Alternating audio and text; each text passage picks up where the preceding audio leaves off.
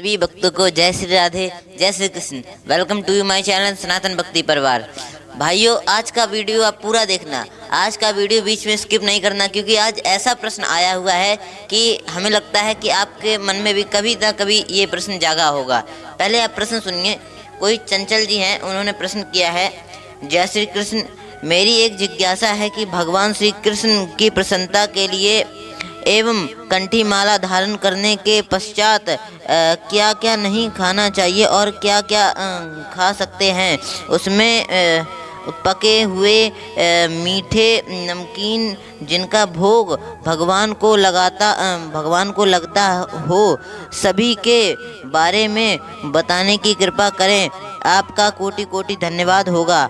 क्योंकि लहसुन प्याज तो मैंने कल नहीं खाया, पर अदरक के विषय में और नमक के विषय में नहीं पता है कि लेकिन कुछ दिन पहले यूट्यूब पर संत श्री संतों द्वारा सुनने को मिला था कि भगवान ने कि बैंगन गाजर मूली नहीं खानी चाहिए एवं भगवान विष्णु को अक्षत चावल नहीं चढ़ाया जाता है, ना भोग लगाते हैं। लेकिन द्रौपदी मैया के पात्र में से चावल के दाने का भोग दुर्वासा ऋषि की सुधा शांत कराने हेतु भगवान श्री कृष्ण जी द्वारा ग्रहण कराने के बारे में सुना है। एवं मेरे यहाँ के हरि मंदिर में छठी पूतना वध के दिन कड़ी चावल का प्रसाद दोपहर में वितरित किया जाता है। जय श्री कृष्ण।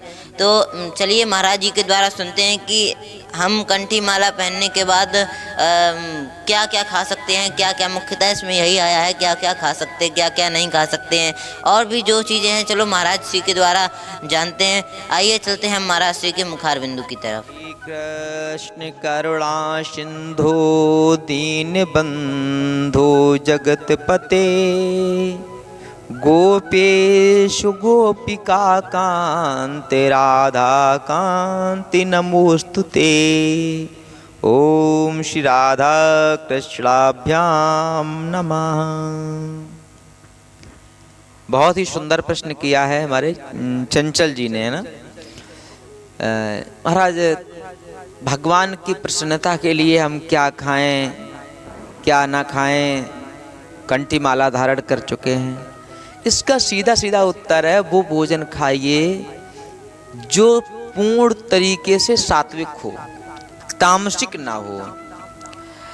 अच्छा, विभिन्नताएं हैं। बहुत से लोग लहसुन प्याज का भी भोग लगा देते हैं, हम ये जानते हैं। तो हम चर्चा करेंगे बाद में।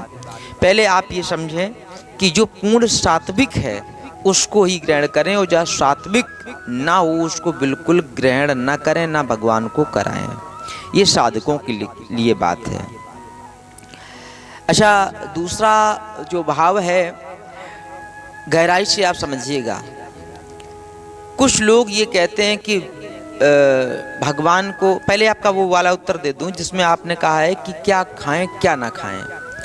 तो मैंने आपको बताया सात्विक में क्या है कि लहसुन और प्याज पूर्ण तरीके से वर्जित है। अदरक, नमक इत्यादि के लिए आज तक हमने तो अभी नहीं पढ़ा है। देखो, ज्ञान अथाह सागर है, मैंने नहीं पढ़ा इसलिए मैं अभी कुछ नहीं कह सकता हूँ। लहसुन प्याज पूर्ण तरीके से वर्जित है, प्रतिबंधित है, इसको नहीं करना चाहिए। देखो, मैं एक बहुत अच्छी बात कहूँ। इसमें जो अगला आपने प्रश्न रखा है कि विष्णु भगवान को अक्षत नहीं चढ़ाते हैं, तो इसके बारे में आपका क्या ख्याल है। तो सुनो, नहीं चढ़ाते हैं, लेकिन ध्यान से देखिएगा एक बड़ा सुंदर चीज, जगन्नाथ के भात को विश्व पसारे हाथ, यानी कि जगन्नाथ के भात के लिए, यानी कि भात क्या है, चावल हैं, और उनके लिए जगत के लोग प्रसाद ग्रहण करने के लिए हाथ फैलाते हैं, तो कहाँ वर्जित है। अच्छा देखिए, हमारे सनातन धर्म में 18 पुराण हैं। ब्रह्म पुराण, पद्म पुराण, विष्णु पुराण, शिव पुराण, नारद पुराण, मार्कंडेय पुराण, अग्नि पुराण, भविष्य पुराण, ब्रह्म वैवर्त पुराण, लिंग पुराण, बारह पुराण, स्कंद पुराण, वामन पुराण, कूर्म पुराण, मत्स्य पुराण, गरुड़ पुराण और ब्रह्मांड पुराण और श्रीमद् भागवत महापुराण। मैं ये कहना चाहता हूँ कि जहाँ तक मैंने अपने इस जीवन में अध्ययन किया है, इन संपूर्ण पुराणों में कहीं पर भगवान के चावलों का निषेध नहीं आया है, कहीं पर भी नहीं आया। हो सकता आया हो, हमारी दृष्टि ना पहुंच पाई हो, लेकिन नहीं आया है। हाँ, ये 18 पुराण तो मैंने नाम सुनाए हैं, लेकिन अब बहुत से पुराण ऐसे भी हैं जिनके नाम हमने नाम नहीं लिए। जैसे आपने सुना होगा गणेश पुराण, श्रीमद् देवी भागवत महापुराण, हरिवंश पुराण। अब ये जो बाद में मनुष्यों ने अपने आधार पर जो रचनाएं की हैं, मैं उनकी बात नहीं करता हूँ, लेकिन ये जो 18 पुराण को मैंने जो नाम गिनाए हैं, ये हैं व्यास भगवान के द्वारा रचित। तो व्यास भगवान कौन है, पहले इनको समझो आप। व्यासाय विष्णु रूपाय व्यास रूपाय विष्णवे नमो वै ब्रह्म निधे वसिष्ठाय नमो नमः। व्यास जी साक्षात विष्णु जी हैं और विष्णु जी साक्षात व्यास जी हैं। तो जब उन्होंने अपने लेखन में कहीं पर वर्जित नहीं बताया है, तो आज के लोग क्यों बता रहे हैं? अच्छा, कुछ लोग ये कहते हैं कि ज्योतिष शास्त्र के आधार पर वर्जित है। अच्छा, ज्योतिष भी दो प्रकार का है। सबसे प्राचीन जो आदिकाल से चला आ रहा है ज्योतिष, वो है सामुद्रिक शास्त्र, जो एक बहुत ही तत्वदर्शी ऋषि हुए हैं, समुद्र ऋषि, उन्होंने उसका रचना की है। उस शास्त्र का मैंने अध्ययन भी किया है। तो मैं कहना चाहूँगा उसमें भी कहीं चावलों के लिए वर्जित नहीं आया है। तो फिर आज के लोग जो बता रहे हैं, हो सकता है अब जो ये शास्त्र है ज्योतिष शास्त्र, तो ज्योतिष शास्त्र की कई खंड हैं, कई महान पुरुषों ने लिखे हैं, तो अपनी बुद्धिमत्ता अनुसार लिख दिया हो, उनका प्रमाण दे रहे हो, हम उनसे चर्चा नहीं करते हैं। कुछ लोग जो ग्रहण कराते हैं उनको भी सुन लीजिएगा। इस संसार में 3 गुण हैं, आपको पता है। जब आपने प्रश्न किया है तो निश्चित रूप से आपको पता भी है। सबसे पहला है सतोगुण, दूसरा है रजोगुण और तीसरा है तमोगुण। अच्छा, जब 3 गुण हैं तो निश्चित रूप से 3 विचारधाराओं के लोग भी होंगे, तीनों विचारधाराओं के, फिर तीनों विचारधाराओं के मत भी होंगे। तो होता क्या है कि जो जिस विचारधारा का होता है, जो जिस गुण का प्रधान होता है, वो अपनी बात को ही पूर्ण तरीके से रखता है, वो कभी किसी की बात मानता नहीं है। जैसे कोई सात्विक है वो भगवान को भोग नहीं लगाएगा, लेकिन जो राजा लोग हैं, राजसिक लोग हैं, वो क्या कहेंगे, अरे लहसुन प्याज क्या है, ये तो धरती से उत्पन्न हुआ है, शाकाहारी है, इसमें क्या दिक्कत, हम तो भोग लगाएंगे। अच्छा, वो कभी नहीं मानेंगे। नहीं मान रहे हैं तो ना मानने दो। आप कहाँ पर चर्चा कर रहे हैं? आपने जो प्रश्न किया है महाराज भगवान श्री कृष्ण को प्रसन्न करने के लिए, तो सुन लीजिएगा, यहाँ नारायण भगवान की बात नहीं है। विष्णु, नारायण और श्री कृष्ण जी में अंतर है।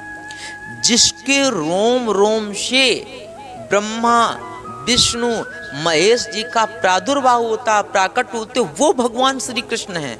इसको समझो। जिनके रोम रोम में करोड़ों सूर्य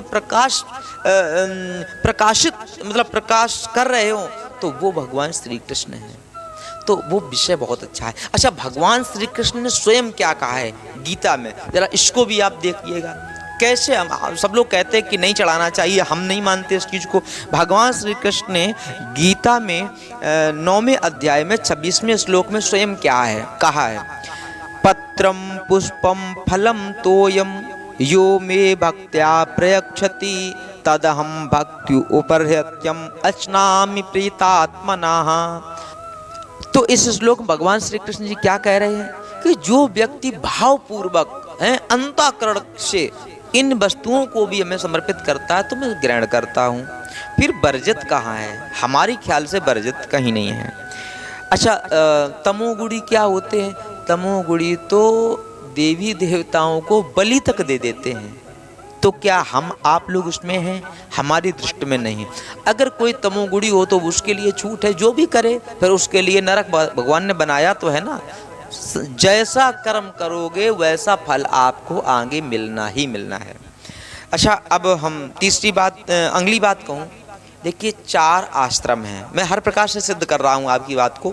4 आश्रम हैं। सबसे पहला है ब्रह्मचर्य, दूसरा है गृहस्थ, तीसरा है वानप्रस्थ, चौथा है सन्यास।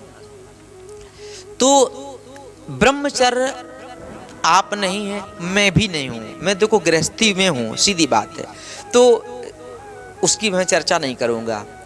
गृहस्थों के लिए जो लोग सात्विक प्रकार के लोग हैं वो इन चीज़ों का पूर्ण रूप से भोग लगा सकते हैं, लेकिन लहसुन प्याज नहीं, वो तामसी में आ जाता है। अच्छा, वानप्रस्थ और उसके बाद जो आगे है सन्यास। तो सन्यास की भी मैं यदि चर्चा करूं तो सन्यास की परंपराएं अलग अलग हैं। जैसे आपने देखा होगा मलुक पीठ के पीठाधीश्वर प्रातः स्मरणीय, परम पूजनीय, परम वंदनीय हमारे श्री राजेंद्र दास जी महाराज, वो गाजर मूली पर चर्चा करते हैं, क्योंकि उनकी संन्यास पद्धति में वो चीज़ है, वर्जित है तो वो मना करेंगे, सभी के लिए नहीं है। जिस संन्यास पद्धति से आपने संन्यास लिया है उसके अनुसार आपको उनकी हर बातों को मानना चाहिए, उनके सिद्धांतों को मानना चाहिए। अब जो लोग, मैं ये भी जानता हूँ, देखिए चंचल जी और समस्त दर्शकों, इस वीडियो को जब वायरल होगा तो लोग इस पर बहुत प्रकार के कमेंट करेंगे, महाराज जी ने ये कह दिया। हमें कमेंट्स डर नहीं, लेकिन मैं जो सत्य है मैं उसका पूर्ण रूप से समर्थन कर रहा हूँ।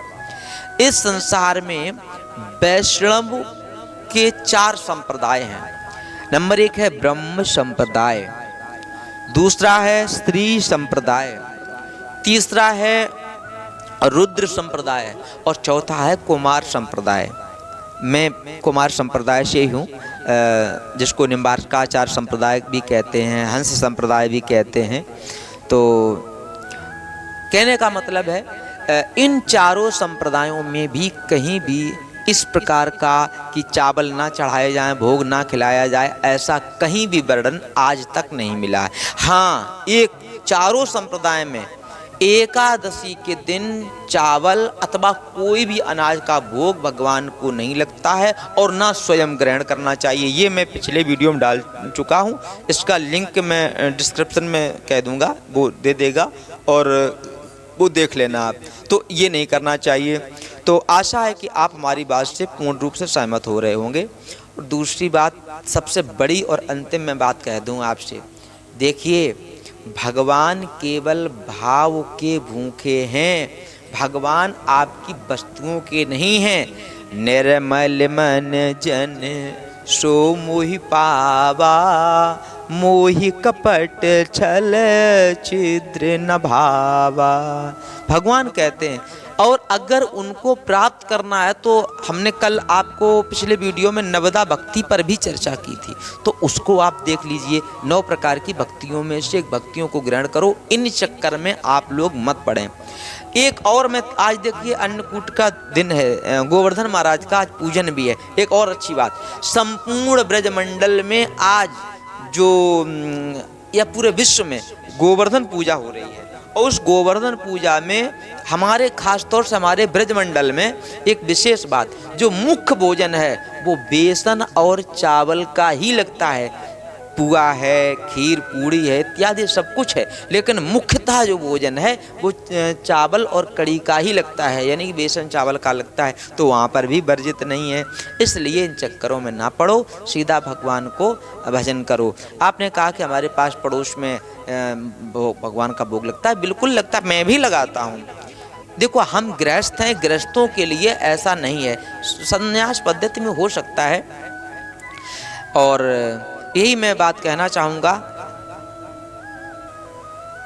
श्रीमद् भागवत महापुराण की 3 स्कंद में टोटल 33 अध्याय हैं, 25 अध्याय से लेकर के 33 अध्याय तक, जिसमें कपिल देव भगवान ने मैया देवती को संवाद बताया है। उसमें भी सांख्य दर्शन का वर्णन किया गया है।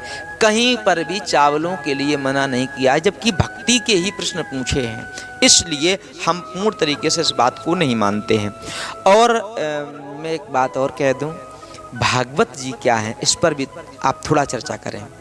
बोले निगम कल्प तरुरिगलितम फलम सुख मुखाद अमृत द्रव्य संयुतम पिबत भागवत रसमालयम मुहुरो रस का भुव भाव का। बोले निगम यानी कि वेद रूपी वृक्ष का वो गला हुआ, पका नहीं गला हुआ फल।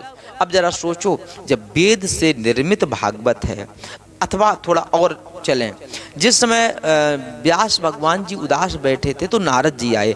नारद जी ने अपनी बात कही कि वो आप बड़ा उदास बैठे हो, तो व्यास जी ने अपनी खिन्नता प्रकट की। बोले मुझे सुकून नहीं है, मैंने इतने इतने ग्रंथों का निर्माण किया। बोले श्रीमद् भागवत महापुराण का तो आपने कहीं वो ही नहीं किया है, और उसमें भगवान की बाल लीलाओं का वर्णन नहीं किया है। तो उन्होंने कहा बाटी, तो भागवत जब निर्माण किया गया उसमें मैया यशोदा 10वें स्कंद में पढ़ेंगे आप, कई जगह वर्णन आता है जहाँ दाल भात भगवान खा रहे हैं और जूठन के लिए वहाँ पर कौआ इत्यादि आते हैं, और उसके बड़े भाग्य हैं जो भगवान के हाथन से माखन रोटी ले जाते हैं, भात ले जाते हैं। कहने का मतलब ऐसा कोई वो नहीं है, कहीं कोई नहीं है। हाँ, ज्योतिषाचार लोग हैं। और बता दें एक अंतिम बात, लोग ट्रेंडिंग के ज़माने में अपने आप को फेमस होने के लिए ज़्यादा बातें करते हैं। अन्यथा अगर किसी को, हमारे ज्योतिषाचार्य महाराज को, यदि मेरी बात को कोई भी अगर क्षोभ हो भविष्य में, तो मैं एक निवेदन कहना चाहूँगा कि महाराज मैं तो देखो भगवान श्री राधे कृष्ण का उपासक हूँ, मैं भक्ति लाइन की बात जानता हूँ, हो सकता है आपके ग्रंथों में हो तो हो, आप जो भी कहें हमें उससे मतलब नहीं, लेकिन मैं इस चीज़ को बिल्कुल स्वीकार नहीं करता हूँ, ना हमारी पद्धति स्वीकार करती है। ठीक है, सभी को राधे राधे।